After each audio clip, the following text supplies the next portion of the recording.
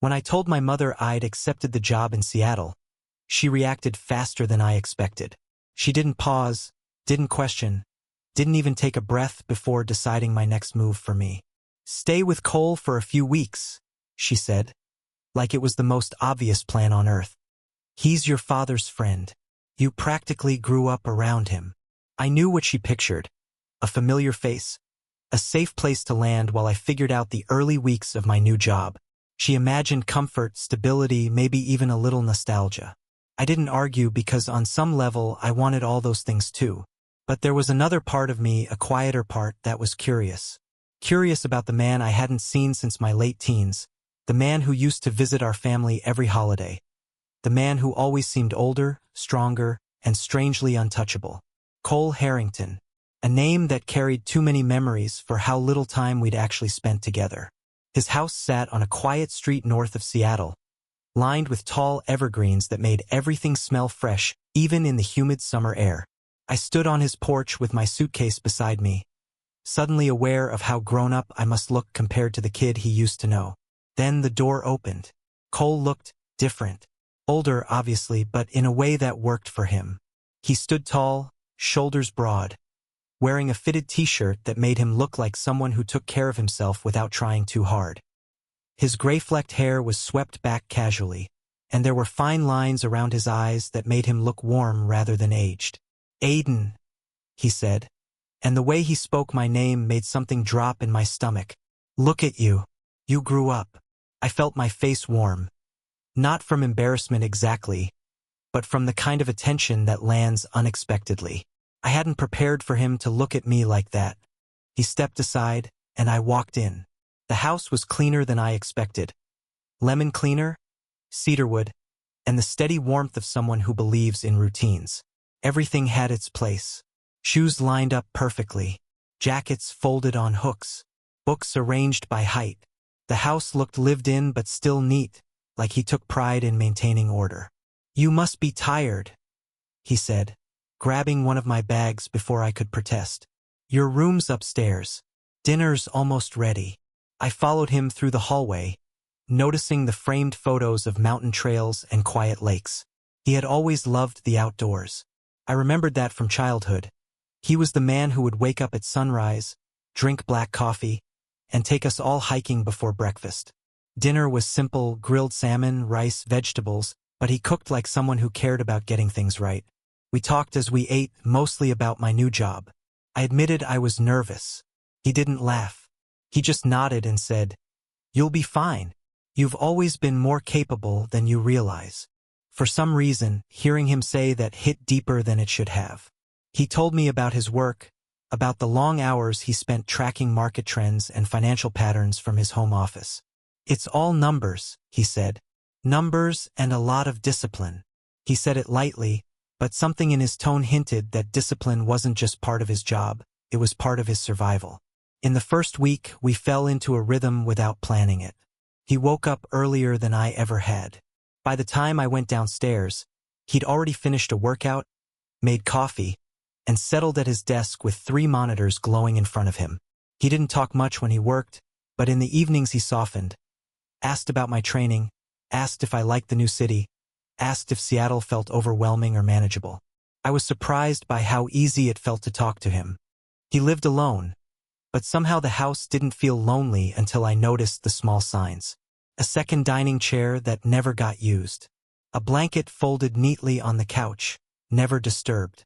2 mugs in the cabinet that matched, though only one ever left the shelf.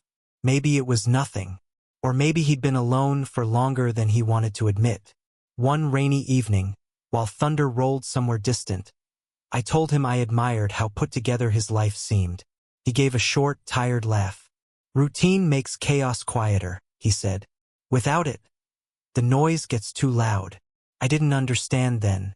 Not fully. Not enough to realize how much weight sat under that sentence.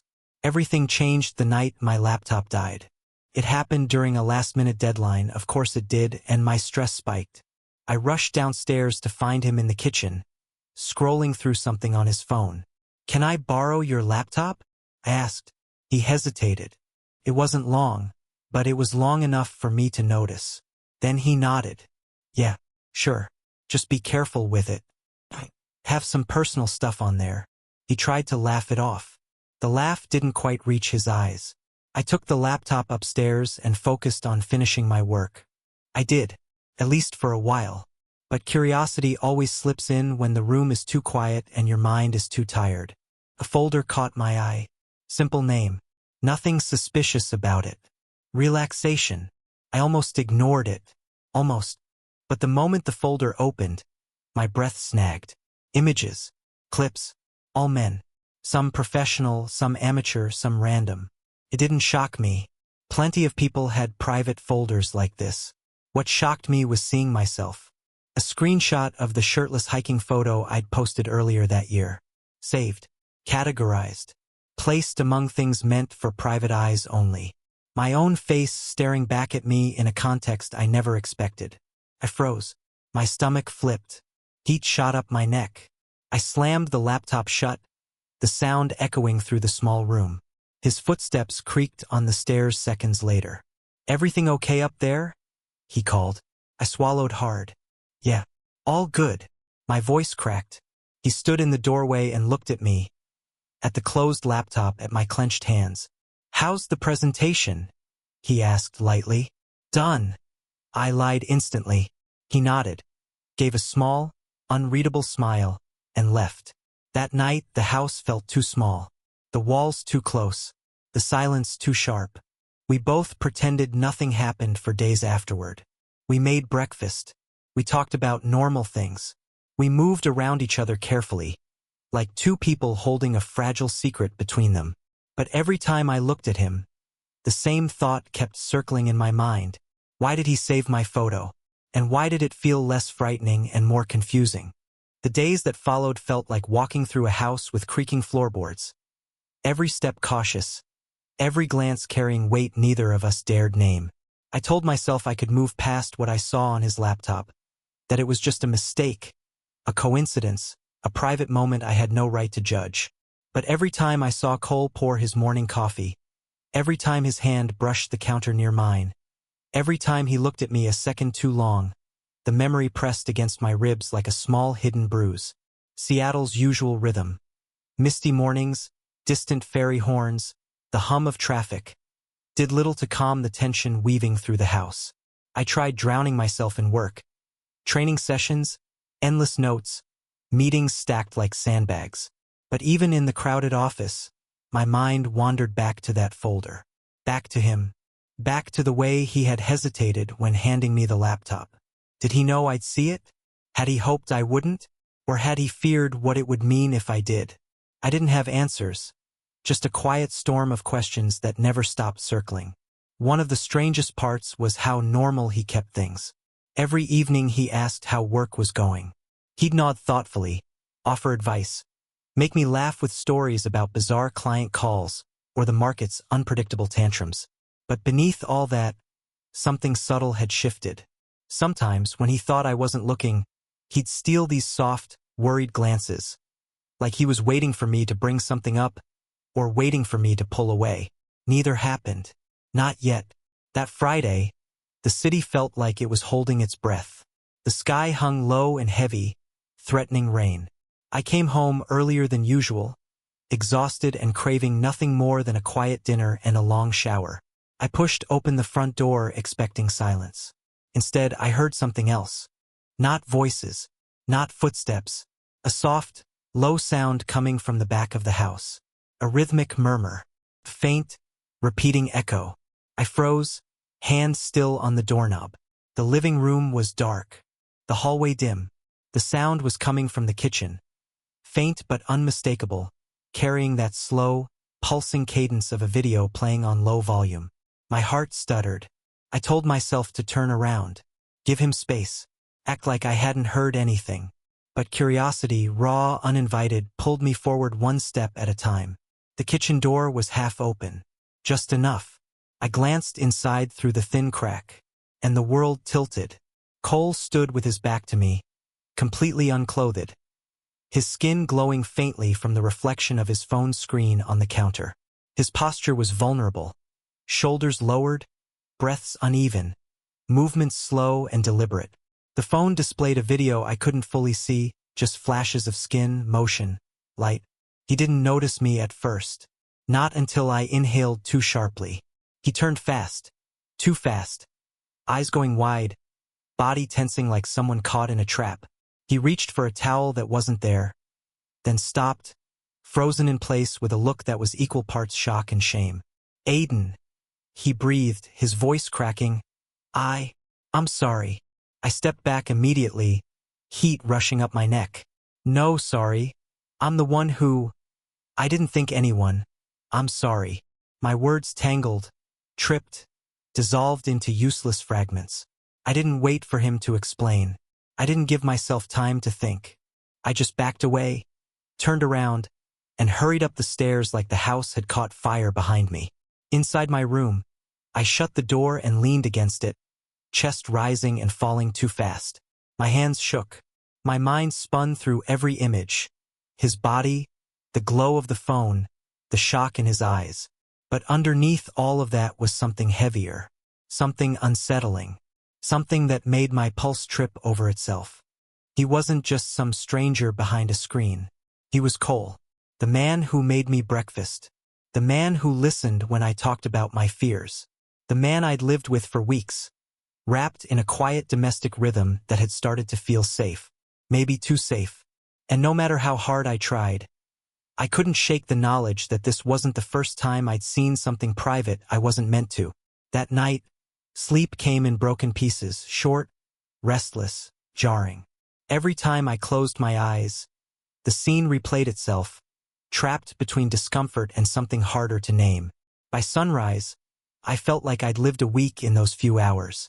The house was silent when I went downstairs. It usually wasn't. Cole was always awake before me. But today the kitchen was empty. The air felt tight. The coffee pot sat full, untouched. The chair he normally occupied was pushed too neatly under the table, as if he wanted to erase any sign he'd been there.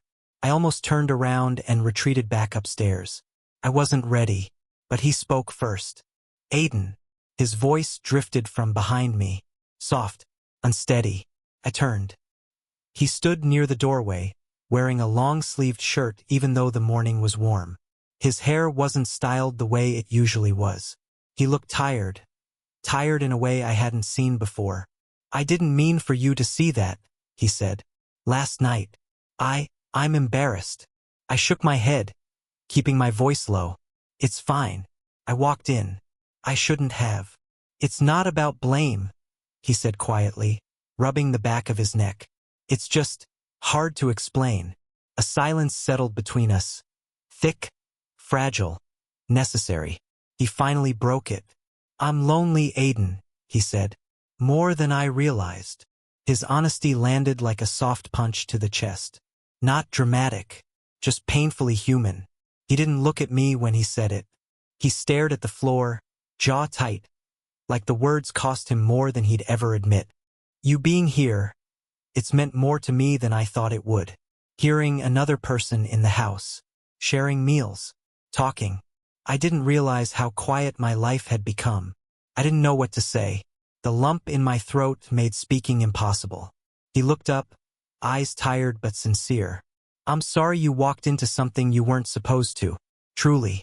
I never wanted to make things uncomfortable for you. But things were already uncomfortable. Not in a dangerous way. Not in a way that made me want to run. Just complicated. More complicated than either of us knew how to handle. I nodded slowly. I understand. I did. More than either of us expected. But the secret, the folder, the moment in the kitchen, none of it disappeared. It sat between us, quiet but undeniable, reshaping everything we thought we knew about each other. And for the first time since arriving in Seattle, I wasn't sure if leaving his house would make things easier or harder. The week after the incident unfolded slowly, like time itself was unsure how to move forward. Everything between us felt slightly rearranged. Still familiar, still safe in all the ways that mattered, but charged with an awareness neither of us could fully hide anymore. I packed my things quietly at night, sorting them into boxes I never thought I'd fill this soon. Not because I wanted to leave, but because I knew I should. Felt like the right thing, the responsible thing. Staying longer would complicate the house, the air, the distance we were trying to keep. Cole pretended not to notice the little stacks of folded clothes gathering on the chair in my room. I pretended not to notice the way he paused outside my door sometimes, as if debating whether to say something or just walk away. Neither of us addressed it. We avoided the truth like two people slipping around a corner to avoid bumping into each other. But the house noticed. It always does. The silence stretched differently. The footsteps sounded different on the hardwood floors. The kitchen felt too big. The living room too small. Even our casual conversations were tinged with something unspoken. How was work? Good. Traffic bad? Not really. You eat yet? Not hungry. Short. Careful. Like we were trying not to knock over a glass that had already cracked. On Wednesday evening, the weather did what Seattle does best. It rained. Not a soft drizzle, but heavy sheets that turned the windows into blurry mirrors. I came home soaked at the edges, my jacket dripping on the welcome mat. Cole was in the living room, pretending to watch TV but barely paying attention. When I closed the door behind me, he turned his head. Not quickly, not startled, just aware. "You're soaked," he said, standing up. "I'm fine," I replied, shaking off my jacket. The bus was packed. He crossed the room to take the wet jacket from my hands and hung it on a hook near the heater. I didn't try to stop him. I didn't have the energy. "You okay?" he asked. It wasn't about the rain. He meant everything else. All of it. "Yeah," I said quickly. Too quickly. He nodded but didn't believe me. We stood there facing each other with the hum of the heater between us. His eyes held something gentle but cautious, like he didn't want to push too hard. "You're leaving soon," he said. His voice was soft, almost apologetic. I swallowed. "Yeah, my lease starts next Monday." He nodded again, slower this time. "That's good. You'll like having your own space." I could tell he meant it, but I could also tell it hurt him to say it. We didn't speak much after that. He reheated dinner for me, and I ate at the counter while he cleaned dishes that didn't really need cleaning. The sound of running water filled the space where conversation should have gone. Later that night, the power flickered. Just once. Just enough to dim the lights and make the house fall silent. I'd been in my room folding clothes when I heard him call out, "Aiden? You okay?" His voice carried a hint of concern he didn't bother hiding. "Yeah," I called back. "Just packing." There was a pause, too long to be casual. "Do you need anything?" he asked. "No. I'm good." Another pause. Then footsteps faded away. But he lingered outside my door for a moment before moving on. On Friday, everything shifted. Not dramatically, not loudly, but with the quiet force of something that had been building for weeks. I came home late after finishing paperwork at the office. The house was dim except for a soft glow in the dining area. Cole was sitting at the table, an open bottle of whiskey beside him, a half-full glass turning slow circles in his fingers. He looked up when he heard me. "Hey," he said, not tired, not drunk, just honest. "Hey." I set my keys down and stepped out of my shoes. "Dinner's on the stove," he added, gesturing vaguely. "Didn't know when you'd be back." I nodded. "Thanks." I heated the food and ate quietly while he sat there, tracing patterns on the wood with the bottom of his glass. I could feel his eyes on me sometimes, then quickly looking away when I looked back. The air between us felt heavy, like it knew a conversation was trying to break through. When I finished eating, I rinsed my plate and turned toward the hallway. I didn't make it far. "Aiden." Just my name. Soft. Too soft. I turned. He wasn't looking at me. He was staring at the bottle instead, fingers still curled loosely around his glass. "Sit with me for a minute?" It wasn't a demand. It wasn't casual either. It was a request, quiet, almost vulnerable. I hesitated only a moment before walking back and sliding into the chair across from him. The chair creaked lightly, and his eyes flicked up to mine. He poured another drink, one for himself, one for me, and pushed the glass across the table. "You don't have to drink it," he said. "Just sit." I took the glass but didn't sip. For a while, neither of us spoke. The only sound came from the rain tapping on the kitchen window. Finally, he exhaled slowly, like he'd been holding the breath for days. "I'm sorry," he said. My heart tightened. "For what?" "For everything," he answered. "For the things I should have kept more private. For the things you found that you shouldn't have. For making this house feel difficult." He rubbed a hand over his face, the gesture revealing exhaustion he normally hid behind all that discipline.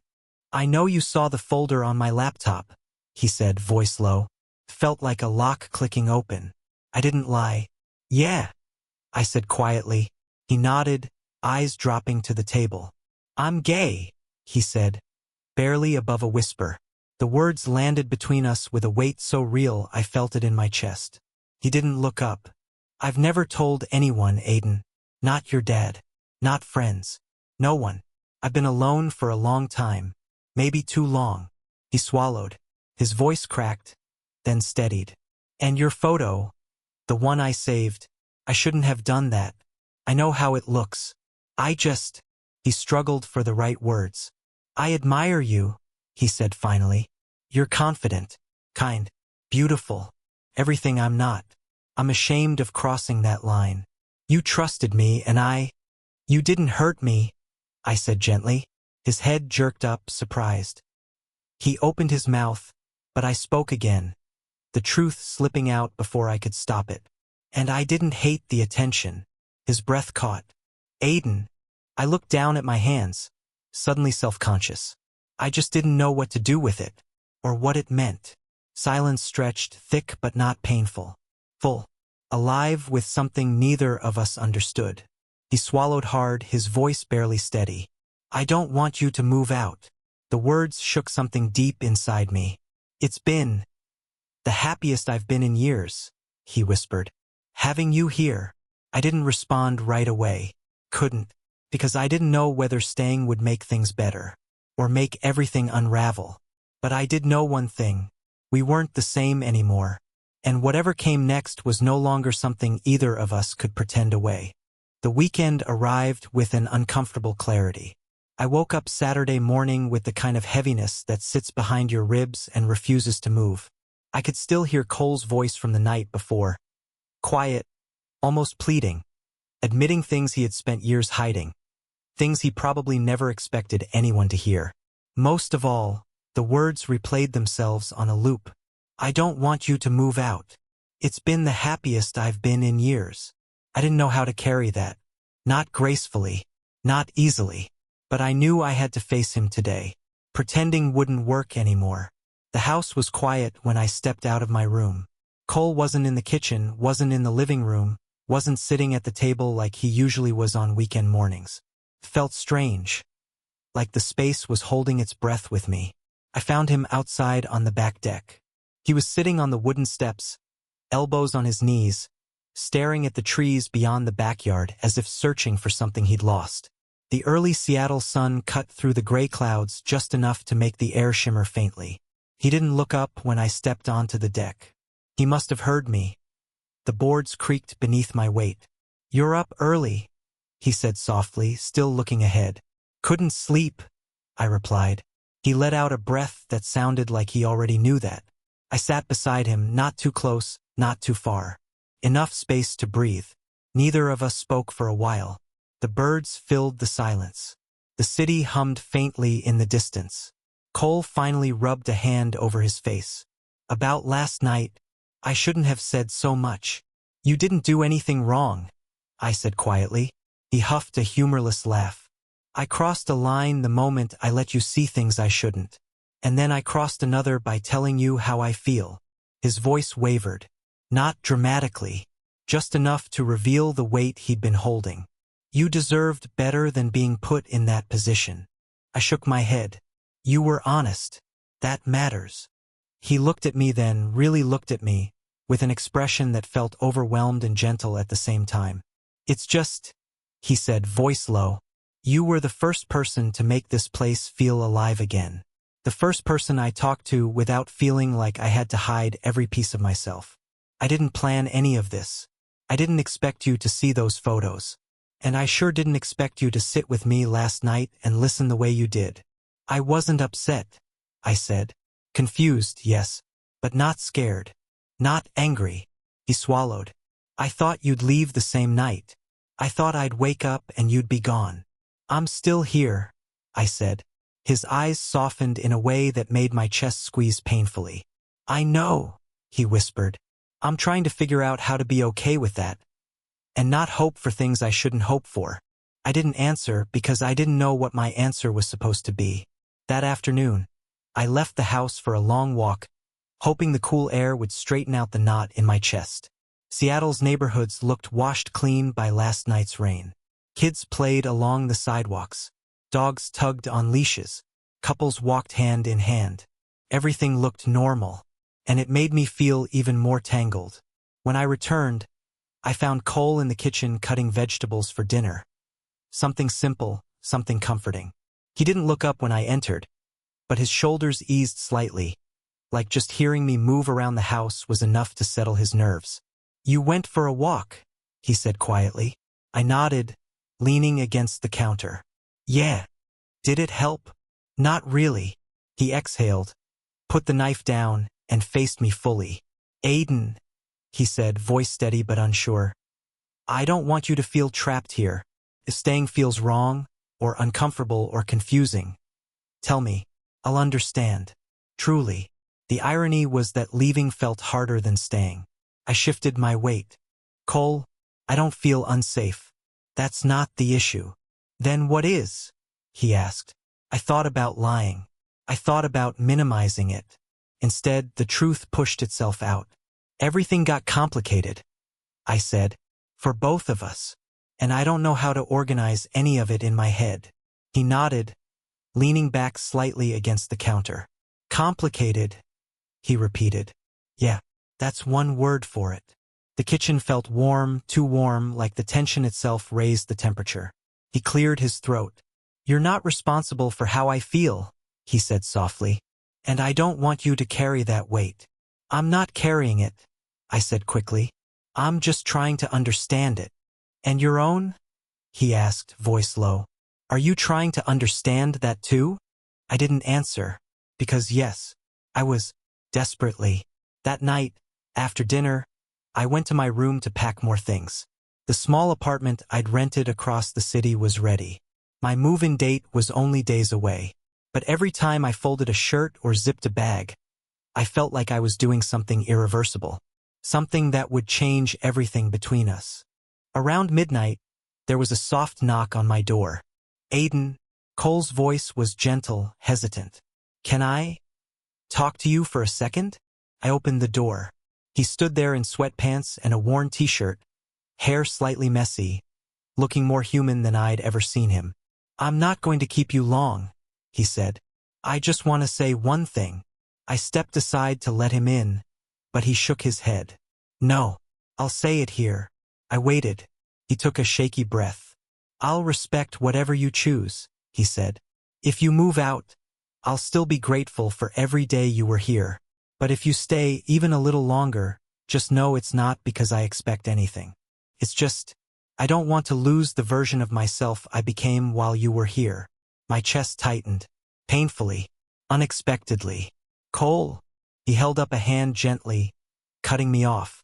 You don't have to answer, he whispered. Just think about it.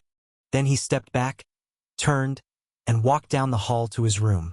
I stood there at my door, heart pounding in my throat, aware that his words were going to follow me into every hour of the night. Staying felt dangerous. Leaving felt wrong.